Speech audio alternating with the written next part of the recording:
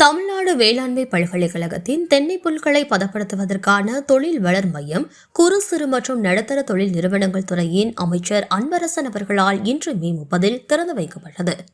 இந்த விழாவில் குறு சிறு மற்றும் நடுத்தர தொழில் நிறுவனங்கள் துறையின் கூடுதல் தலைமை செயலர் அதுல் ஆனந்த், தொழில்துறை ஆணையர் மற்றும் தொழில்துறை மற்றும் வர்த்தக இயக்குநர் நிர்மல்ராஜ், தமிழ்நாடு வேளாண் பல்கலைக்கழகத்தின் பதிவாளர் மற்றும் பொறுப்பு துணைவேந்தர் தமிழ்வேந்தன், வேளாண் பொறியியல் கல்லூரி மற்றும் ஆராய்ச்சி நிறுவனத்தின் முதல்வர் ரவிராஜ் மற்றும் உணவு பதன்சை பொறியியல் துறையின் பேராசிரியர் மற்றும் தலைவர் பாலகிருஷ்ணன் ஆகியோர் முன்னிலை வகித்தனர்.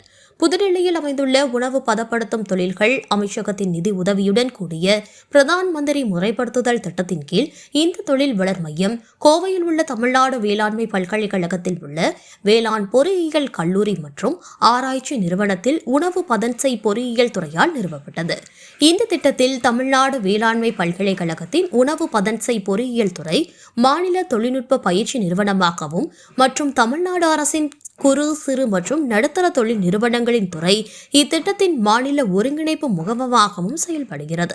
தனிப்பயன் பணியமர்த்தல் அடிப்படையில் தென்னை விவசாயிகள், உழவர் உற்பத்தியாளர் அமைப்புகள், அரசு சாரா நிறுவனங்கள், தொடக்க தொழில் முனைவோர்களுக்கு இந்த மையம் மிகவும் பயனுள்ளதாக இருக்கும்.